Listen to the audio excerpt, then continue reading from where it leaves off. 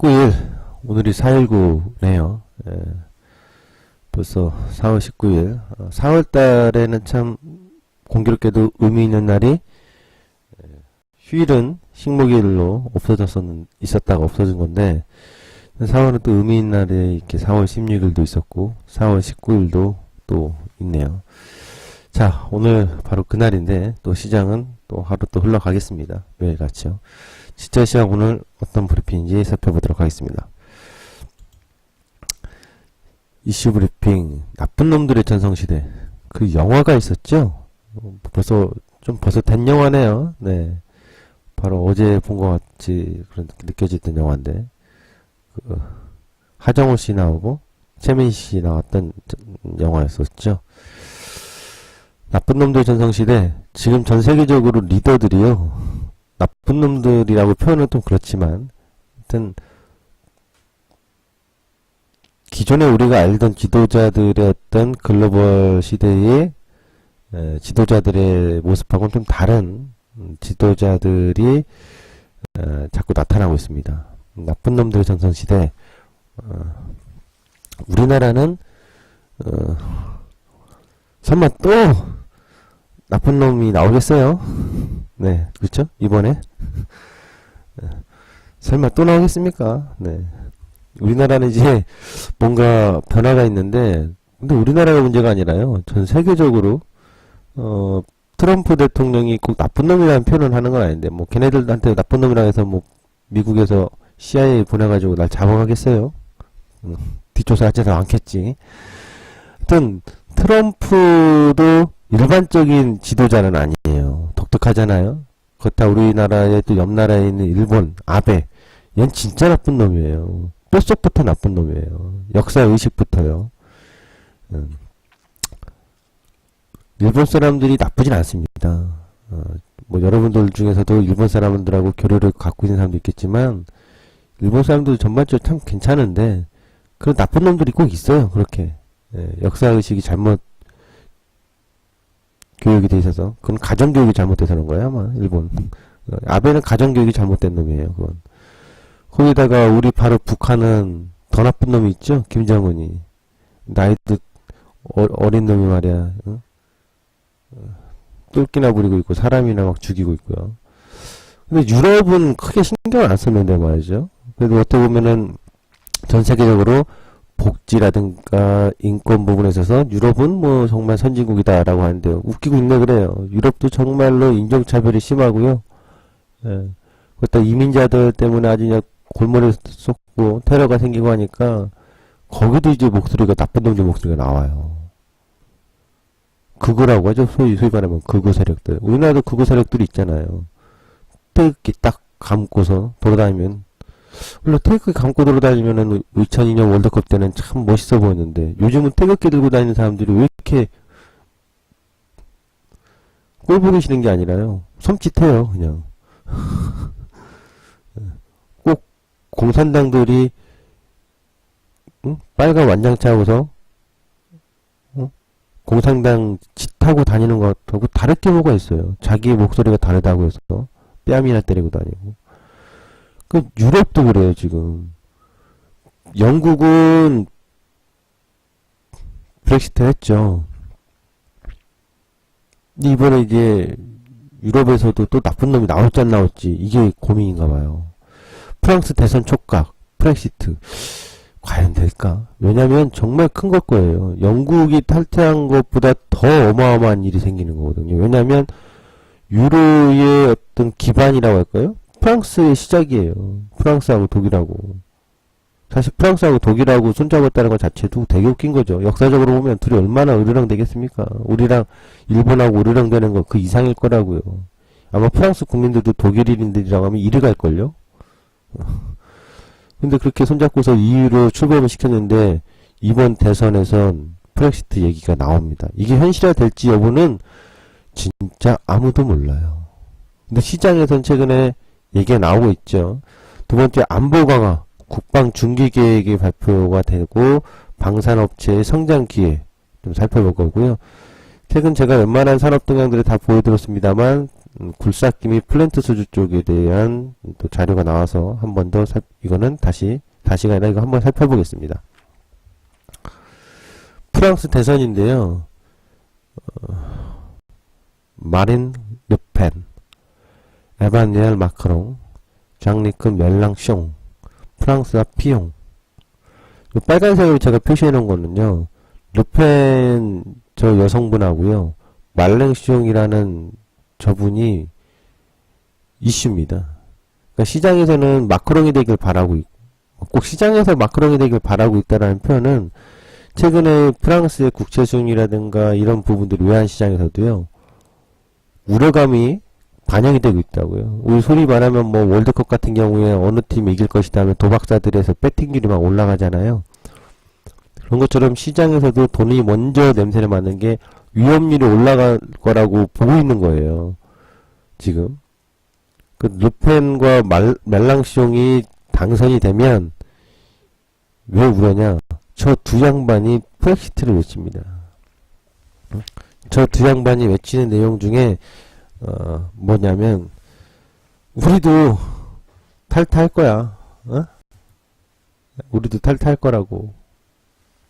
그거 외치는 거고요. 르펜 같은 경우는 그거다 보니까 어떤 얘기까지 하냐면요. 프랑스 국민이 아닌 이민자들을 고용하면 세금을 더 매겨버리겠다 그래. 이건 뭐 여자 트럼프예요. 여자 트럼프.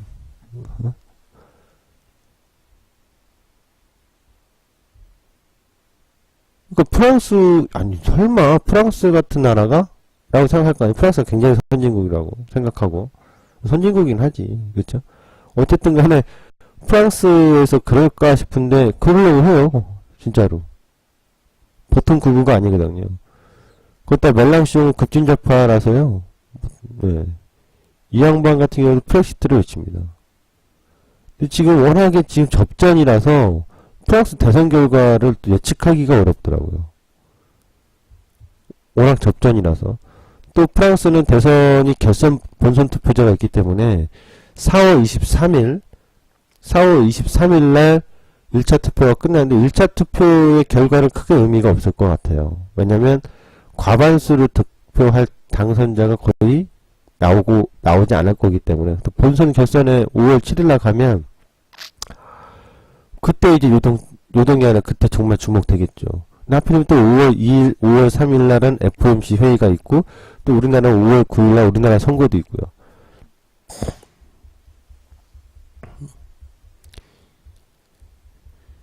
굉장히 큰 영향이거든요. 프랑스 이번 대선 결과에 따라서 향후 9월, 10월에 있을 독일 총선 있잖아요. 저것도 상당히 영향이 있을 거라고요. 그리고 G20 정상회의 7월 7일에 있을 저 정상회의 회담도 내용도 상당히 변화가 있을 거라고요. 과연 르펜이 될지 마크롱이 될지 마크롱이나 피용이 되면 큰 저기는 변화의 영향은 없을 거예요. 왜 저들은 좀 안정적인 시장의 현재 상황을 크게 기후를 바꾸려고 하고 있지 않기 때문이죠. 그래서 이 프랑스 대선이 촉각인데 4월 23일날 일단 보고 5월 7일이 중요하다. 이것이 지금 유럽 시장에는 좀 영향을 미치고 있다. 이렇게 좀 봐야 될 것 같습니다. 저것이 또 일반적으로 흘러갈 내용이 아니라 굉장히 중요한 변화이기 때문에요. 우리도 5월 9일날 선거 잘해야 되겠죠. 자, 두 번째 국방 예산입니다. 국방 중기 계획인데요. 이 방위력 개선비, 전력 운영비, 그죠? 그다음에 국방 예산에서 방위력 개선비와 전력 운영비 비중입니다. 전력 운영비인데 전체적으로 지금 우리가 국방 중기 계획에서 나온 거는 지금 250조가 약간은 안 돼요. 200조는 넘습니다. 그렇죠? 근데 이번에 발표된 게 최근에 국방 중기 계획을 발표했던 내용 중에서 가장 금액이 커요. 증가됐습니다. 한 11조 원 정도 이상 증가가 됐다라는 게 주목할 포인트인데요. 국방비 대비 연구개발비 비율 22년에 8.3%로 연구개발비가 이제 확대된다는 거죠. 그렇다면 이제 연구개발을 하는 기업, 해당 기업은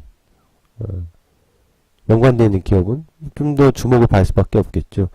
방위력 개선비에 따른 국내 투자 비중이 이제 많이 증가를 하는데, 이 내용들이 이번에 이제 발표가 됐어요. 근데 이거를 국방 중기 계획을 발표보면, 이거 2016에서 2020년대에 그 국방 중기 계획인데 226조 5천억입니다.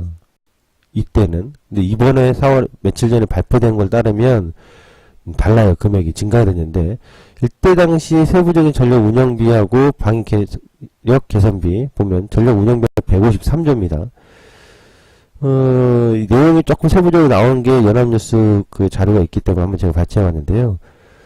여기 보시면은 국지도발 및 전면전 대비 역량 강화 북장사정포 파괴를 위한 전술 지대지 유도 무기, 지대지 유도 무기, 비대칭의 위협 대비 전력 전기 전략화, 아파치 헬기, 차세대 전투기, 뭐 이런 겁니다. 근데 여기서 중요한 것은 지대지 유도 무기예요. 그 다음에 이제 금액이 보면은 이제 자주적 방위 역량에서 무인 수색 차량, 레이저 무기, 그죠? 이런 건데, 요 왼쪽에 보면은 이제 킬체인이라고 있어요. 이게 중요한데, 지금 국방 중기 계획에서, 얘기하는 건 킬체인, 한국형 미사일 체계, 대응 응징 보복 체계, 요 3단계의 어떤 체계로, 국방 중기 계획을 잡았거든요. 그래서 예상 보면 이 킬체인은 실제로 레이더망을 해서 타격을 그냥 해버리겠다는 거예요. 지대지 미사일 같은 걸 이용해가지고요.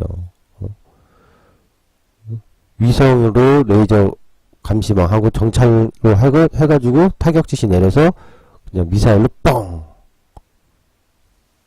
과거처럼 위기 때처럼 뭐 총들고 소총들고 나와가지고 총싸움 하는 거는 전쟁을 하면 당연히 육군이 투입되는 건 맞습니다만, 과거와 다른 전쟁 체계와 전쟁 무기이기 때문에, 이 지대지 미사일, 이런 미사일 공세가 상당히 중요하겠죠. 이번에 근데 이제 국방 중기 계획 발표된 걸 한번 보도록 하죠. 2018-2022년 국방 중기 계획입니다. 238조. 전력 운영비가 160조로 증가했어요. 근데 이 내용들을 보면 사실상 이게 박근혜 정부에서 나오는 발표 내용이기 때문에 차기 정부인 또 문재인 정부가 됐지, 안철수 정부가 됐지, 유승민 정부가 됐지, 설마 홍준표 정부가 됐지, 그렇죠? 어쨌든 누가 될지 모르겠습니다만 또 변화는 있을 건데, 하나 같은 목소리 현재 시점에서는 안보 강화를 무시할 수가 없어요. 무시가 아니라 안보 강화를 더 할 가능성이 높다고요. 또한 문재인 정부 같은 경우, 문재인 후보 같은 경우는 과거 노무현 정부 때의 그 참여정부를 했었기 때문에 자주국방이라는 거 굉장히 외치거든요. 그래서 사실상 군수 작전권도 환수하려고 했는데, 시기를, 그것도 계속 늦춰졌잖아요. 이명박 정부하고 박근혜 정부였어.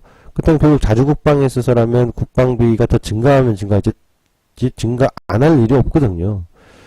그래서 전체적으로 뭐 안철수 후보도 마찬가지입니다만, 전체적으로 이번 대선 후보들이, 유력한 대선 후보들은 안보에 더 신경을 쓸 수밖에 없는 시기가 됐다.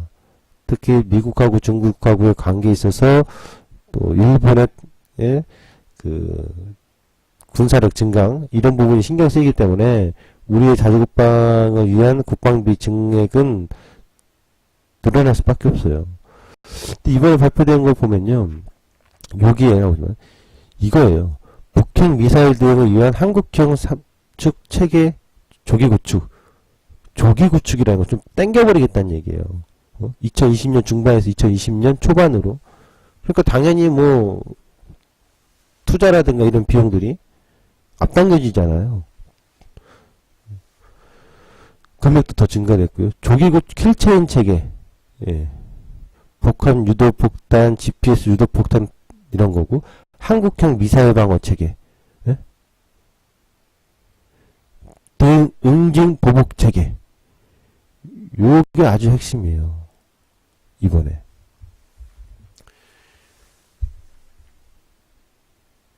그리고 이번에 또 나온 내용에서 전술 유도탄이라는 것이 기술 개발을 2011년도부터 시작했는데요.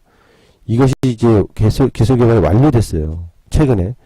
그래서 200여 킬로미터의 전술 함대지 유도탄이 최근 개발이 완료돼서 이거는 함정에서 쏘는 거거든요. 함정에서 그냥 발사를 빡 해버려가지고 육상 핵심 시설을 파괴하는 그 무기인데 이게 킬체인 전력의 하나입니다. 이것을 이제 내년 2018년부터 양산에 확 들어가서 2019년도에 해군의 차기에 호위하면 실전 배치가 됩니다. 저거 누가 저기 하냐? 넥스원, LRG. 지금 제가 얘기하는 전술 함대지 유도탄. 사실상 국방 중기 계획이 박근혜 정부 시절에 있는 그 전력 증강 여기도 기사가 나옵니다만 별 크게 달라진 건 없어요. 근데 이제 우리가 안보 강화에 대한 그 관점이 높아지고 있고 또 그럴 수밖에 없는 시기를 지금 겪고 있기 때문에 이 안보 강화에 있어서의 방위 산업들에 대한 것은 좀 주목을 계속 해야 되지 않을까 싶어요. 꼭 전쟁이 난다 안 난다 이걸 떠나서 전쟁을 더 억제하기 위해서는 더 막강한 국방력을 필요로 하기 때문에 그리고 그 국방력이라는 것은 무기체계의 우리 자주 국방을 위해서는 무기체계의 어떤 변화를 가져야 되거든요. 그냥 단순하게 뭐 병력을 증강하고 이건 아니란 말이죠. 그런 쪽에서 변화가 계속 있기 때문에 주목을 좀 해야 되겠다. 그래서 향후 그 5년간 238조 2천억 2020년 중반에서 초반까지 땡겼다라는 것은 결국 방위산업 업체에 굉장히 주목을 좀 해야 될 겁니다. 그래서 이러한 방위산업의 증가에 있어서 그런 수요가 뭐냐? LRG 넥슨일 가능성이 상당히 높아요. 그러니까 대표적으로 우리나라의 방위산업 업체 하면 뭐 한국항공우주도 여러분들 다 아시겠죠? 근데 카이 같은 경우는 우리가 어떤 공격이라든가 방어용 이런 게 아니라 훈련기란 말이에요. 그래서 훈련기 쪽인 거고 훈련 고등기 같은 거고요. 이제 또 하나테크인 같은 경우는 육상 쪽이라고요. 이런 지대시 미사일 같은 이런 것이 아니라 유도무기가 아니라 지상의 뭐 탄약이라든가 전차라든가 이런 거거든요. 현대로템 같은 경우도 전차고요. 그래서 사실상 이번에 나온 킬체인의 어떤 국방 중기 계획에서 가장 수혜다.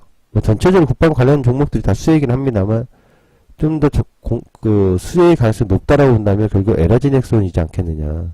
왜냐하면 국내 지대공 유도미사일 이런 것들을 개발하고 이거 보급하는 곳이 요 한 군데니까. 이 LRG 넥슨은 여러분들이 보시면 딱 이제 보면 알겠죠. 이게 뭔지. 천마, 천궁, 궁자로 다 들어가요. 뭐 쏘는 거다 보니까 신궁, 현궁, 해궁, 해성 요런 이제 미사일을 발사를 하는 건데 지도공 미사일도 있고 어뢰, 바닷속에서 쏘는 것도 있고요. 함정에서 쏘는 것도 있어요. 그러니까 이것은 결국 킬체인이라고 하는 것의 체계 구축의 한국형 미사일 방어 체계의 핵심 무기란 말이죠. 그래서 LRG 넥슨이 주목을 받을 가능성이 높고 주목을 또 해야 됩니다. 그래서 LRG 넥슨에 대한 주가를 좀 보면요. 이건 이제 고민이 돼요. 왜냐면 참 보면 제가 좋아하는 게 신규 상장된 것도 좋아하거든요. 신규 상장돼서 아주 우량한 것 또는 신규 상장돼서 신규 상장 시초가 아래로 막 빠지는 걸 좋아해요. 한국항공우주는 지나가서 좀 떨어졌고요. 근데 이 회사들을 어떤 가치로 볼 거냐면 좀 분류를 좀 해야 돼요. 자, 보시면 퍼 보지 마요. PBR을 봅시다. 시가총액 6조예요, 그냥. 그쵸? 6조. 6만원이면 6조, 7만원이면 7조대라고 생각하시면 돼요. 한국항공우주. 근데 한국항공우주의 PBR을 보면 현재 5.0이잖아요. 시가총액 6조고. 매출액을 보면은 3조 정도예요. 3조. 영업이익률은 10%고요. 하나테크인은 매출은 좀 더 높아요. 전년도 기준으로 3조 5천억. 영업이익률은 한 5%가 좀 안 되고요. PBR은 1배예요. 시가총액 2조 5천억이에요. LIG 넥스원 매출이 2조가 아직 안 돼요. 2조 약간 언저리라고 봐야 되겠죠? 시가총액이 1조 8천억. 시가총액 기준은 가장 싸요. PBR은 3배예요. 영업이익률은 5%대예요. 사실상 영업이익률로 치면은 한국항공우주가 가장 높다고 봐야 되겠죠. 그 다음에 LIG 넥슨, 그 다음에 하나테크인이고요. 이들의 매출이 엄청나게 급격하게 증가할 거냐, 요거에서는 차이가 있어요. 한국항공우주 같은 경우는 이제 수주기 때 훈련기이기 때문에 세계 시장으로 나가서의 성장 가능성이 있어서 향후에도 매출액이 가장 증대가 될 거라고 본다면 사실상 한국항공우주가 넘버원이에요. 매출액을 어떤 성장으로 본다면. 전 매출이 지금 현재 3조대지만 향후 이 회사의 매출이 10조 원 될 수도 있다라는 거 봐요. 그 향후라는 거 뭐 1, 2년 사이는 아니겠죠. 꽤 긴 시간이겠죠. 이들 회사를 좀 주목하면 반등의 요인은 있는데 기업 가치 해석이 딱 떨어지지가 않아요. 그 PBR로 보면 영업이익과 매출액 기준과 시가총액 그 PBR 비싸다고 할 수도 없고 아주 싸다고 할 수도 없어요. 정말 싸다고 나오는 거는 하나테크는 확실히 싼 거예요. LIG 넥슨이 비싸다고 할 수도 없고 아주 싸다고 할 수도 없고 적정 수준 정도라고 봐줄 수 있다라는 거. 한국항공우주는 PBR이 5배인데 싼 건 아니에요. 아주 싼 건 아니죠. 사실상 5만원 이하로 내려온다면 저건 무조건 싼 거지. 박앤셀 구간이죠. 뭐 5만원이나 6만원이나 더 찡겠지. 만원 차이인데 뭔 차이에요? 괜찮아요. 그 정도도 충분히. 그래서 이 세 기업은 상장 폐지 우려는 거의 없어요. 향후 5년 이내에. 이 기업들의 성장이 고속성장이냐라고 물어본다면 그 고속성장은 아니지. 지속적 성장이라고 봐야 되겠죠. 그러니까 이들 기업들은 성장의 기회는 많습니다. 근데 뭐 엄청난 폭발적인 어떠한 그 고속성장보다는 지속성장 속에서의 주가 가치가 높아질 가능성이 높다라고 봐줘야 되겠고요. 다만 이들 기업들이 정말로 하나테크인 아까 제가 했지만은 저 평가 구간 맞아요. 근데 카이랑 한국항공우주나 LIG 넥슨은 눌림목에서의 반등. 왜 눌림목이라고 하냐면 올라섰던 곳에서의 빠졌다가 눌림목에서의 반등. LIG 넥슨 같은 경우는 상장된 이후에 상장 시초까지 왔다가 리바운딩 나오는 거. 그러니까 이런 관점에서는 브레이크 반등이 나오고 어떤 가치적으로라든가 또 뭐 중기적으로도 매수 관점을 해볼 수 있는 시점은 맞아요. 그런데 PBR의 가치라든가 성장 속도를 본다면 그렇게 서둘릴 이유는 없을 것 같아요. 차분하게 봐도 되지 않겠냐. 어쨌든 굉장히 관심 있어야 될 종목이에요. 이들 기업들은. 그 LIG 넥슨은 최근에 이 소식이 4월달에 나오면서 4월 중순에 나오면서 기관과 외국인 조금씩은 수급이 들어와요. 그리고 올해 빠졌던 거를 회복하면서의 좀 반등의 모습을 보여주고 있다. 이렇게 좀 보시면 되겠습니다.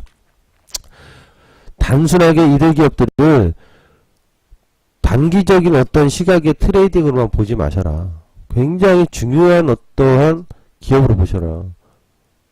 결국 주식시장에는 엄청나게 많은 떡들이 있습니다. 종목들이. 먹을 떡들이 1800개가 넘지만 많은 사람들이 이쁜 떡만 찾는다고요. 아, 모양이 이뻐. 맛도 좋고 모양도 이뻐. 좋죠? 그거 뭐냐? 차트로만 찾잖아요. 차트로 찾아서 기술적 분석을 통해서 트레이딩을 할 수도 있습니다만 얼마 전에 SK가스부터 시작해서 가스 LPG도 얘기 들었잖아요. 결국 그 업종도 시장에서 많이 얘기를 안 할 뿐이지 사실상 가장 안전빵 중에 하나예요. 매년 배당받고 어차피 뭐 우리 지역 가스 권역은 저 회사들이 꽉 잡고 있는데 뭐 달라지겠어? 우리 지역에 뭐 인구가 더 증가해서 더 좋은 거지? 그러니까 가장 안정적으로 가는 거죠. 주시장은 이쁜 떡을 찾는 게임이 아니라 예? 가장 오랫동안 상하지 않고 많은 사람들로 하여금 사랑받을 떡을 찾는 거예요. 지금 당장에 뭐 자극적인 맛? 모양이 너무 예쁘니까 한번 먹어보고 싶은 맛? 아니라 항상 남들에게 대중들에게 사랑받는 떡. 그리고 그 떡 중에서 가장 오랫동안 방부제 안 쓰고도 방부제가 쓰든 말든 하여튼 상하지 않는 떡. 주식에서는 표현은 망하지 않을 기업 찾는 거예요. 그럼 분명 자산가치에 여러분들 수익이 엄청나게 되어 있습니다. 이 방위산업 업체들은 쉽게 다른 회사로 매각이 되거나 우려스럽지는 않으니까 성장의 어떤 영업이익률이라는 게 한정 제한이 되어 있긴 하지만, 그렇죠? 이 회사들이 오늘 갑자기 폭발적으로 메디톡스처럼 영업이익률 50% 나오겠습니까? 그럼 여론에서 가만히 있겠습니까? 언론에서 가만히 있겠어요? 이 국방 어쩌저쩌고 해가지고 비리고 어쩌저쩌고 이유는 너무 많이 남겨먹었다 이러겠지? 그러니까 그런 거에 초점 맞추지 말고 이 기업들은 우리나라 국방 중기 계획에 맞춰서 꼭 가스회사들 같이 봤으면 좋겠어요. 가스회사의 이윤이 똑같은 거예요. 도시가스이고 막 올리고 싶겠지. 업체들도 이윤 많이 남기고 싶어. 하지만 못하잖아요. 그러나 그 회사들은 안전하잖아요. 안전빵이 뭐예요? 망할 일이 없거든 거의. 아예 없다는 건 아니죠. 회사 대표가 짱구짓하고 도박하고 회사 자금 가지고 횡령하면 망하는 거지. 하지만 일반적인 경영만 유지를 한다면 크게 리스크가 없는 기업들이잖아요. 이 방위산업 업체들은 그렇게 좀 보시는 게 좋겠고, 또 업체별로 특징이 딱 있기 때문에 해외에서의 어떤 수출이나 이런 거는 카이랑 하나테크인이 주목이고, 우리나라 국내에서의 국방 이 부분에 있어서는 이 LG 넥슨이 좀 주목이 된다. 이렇게 정리를 좀 해드리겠습니다. 그다음 굴삭기 두산인프라코인데요. 캐터필러는 잘 가는데 두산은 그렇게 잘 안 가요. 근데 두산인프라코도 전년도부터 오르긴 했어요. 보시면 중국 내 판매량이 증가하면서, 근데 전체적인 어떤 총량을 보면 굉장히 미비한 거죠. 과거에 비하면은 판매량 자체가 그렇게 높지는 않잖아요. 과거에는 어마어마했잖아요. 얼굴로도. 근데 지금 이제 좀 살아난 거. 어쨌든 전년도부터 조금씩 살아나고 있는 국면이고, 캐터필러 같은 경우는 워낙 좋았고요. 특히 아시아 쪽에서.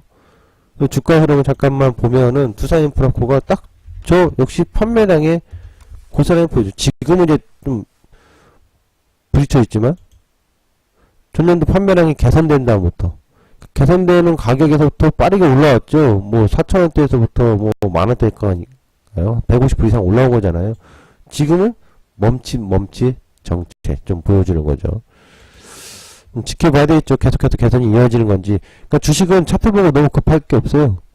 천천히 이런 실적의 어떤 개선이라든가 근거만 있다면 언제든지 배팅할 수 있는 거니까.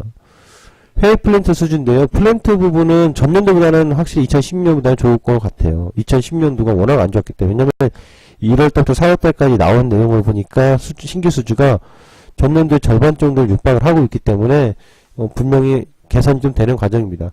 하지만 전체적으로 아직 플랜트 업체들의 완전 반전이라고 해야 되나요? 어느 정도 반전의 가능성이 있는 17년도인데 완전 반전이라고 또 해석하기는 좀 어렵지 않겠느냐 이렇게 봐요. 최근에 이제 정유석유화학 업체들의 플랜트 공장 보수라든가 신규 설비 이런 것들이 좀 나와서 좀 상승을 하고 있다 이렇게 보시면 되겠습니다. 근데 발전 플랜트 쪽은 아직은 좀 미비하네요. 전체 비중에서 과거에는 엄청 컸는데 발전 플랜트 하면 이제 두산중공업이 좀 나오겠죠. 여기서 두산중공업은 그동안 수주해놓은 내용은 상당히 좋은데 최근에 어떤 전망이 좀 불투명해서 할까요? 또한 BW 발행하는 것 때문에 신주인수권 발행하는 것보다 물량 부담으로 좀 짓눌려 있다 이렇게 좀 봐야 될 것 같습니다. 코스피 200 예상 줄량 잊지 맙시다. 이대로만 간다 이건 아니겠지만 흐름 자체가 이럴 것이다 라는 거잖아요. 저의 방송을 들은 분들은 이제 이거는 충분히 이해가 되시겠죠. 어떤 분들이 여기서 요 마디가 틀렸는데요 이렇게 따지는 분은 없을 거예요. 추이 자체를 보는 거니까. 그래서 4월달, 5월달, 6월달 이렇게 보는 건데 4월달에 내렸다 올렸다 이렇게 등락이 있을 거라고 했잖아요. 그리고 요 구간에서도 올라가다 하더라도 22평 정도 가거나 넘어가면 흔들릴 거고, 그렇죠? 먼저 내려가면 내려가다가 반등 나올 건데 지금 월화 이틀 동안은 먼저 조금씩 띄우고 띄웠죠. 그래서 이제 보는 거기 때문에 띄어서 계속 올라오면은 저항을 인식하는 관점으로 좀 봐줘야 될 시점이다. 이렇게 좀 봐야 될 겁니다. 선물 데일리 이거 이제 얘기해놨던 건데요. 이 안에서 계속 움직이고 있는 거 맞죠? 이제 어제 280점 땡을 만났죠? 그럼 안 만난 게 어디요? 위는 279.40도 만났고 280점 땡땡도 월 화에 만났잖아요. 안 만난 게 277하고 276이잖아요. 그럼 오늘은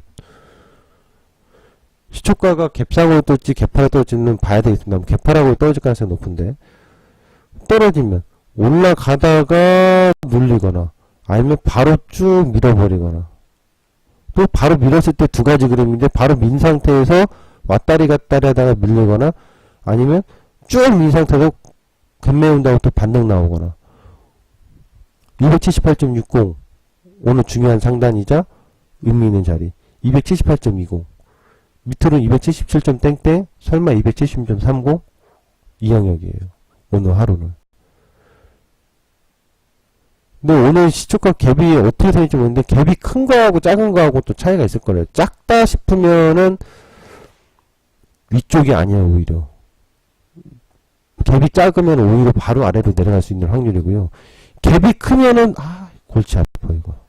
왜? 내렸다 올려도 할 말이 없고 그 상태에서 바로 반등 줬다가 다시 눌러도 할 말이 없고 갭이 크면 278.20 대는 다시 붙어야 될 건데 아침에 지켜봅시다 한번. 이 안에서 오늘 하루 예측을 범위를 해봅니다. 오늘 진짜 시장은 여기까지입니다. 감사합니다.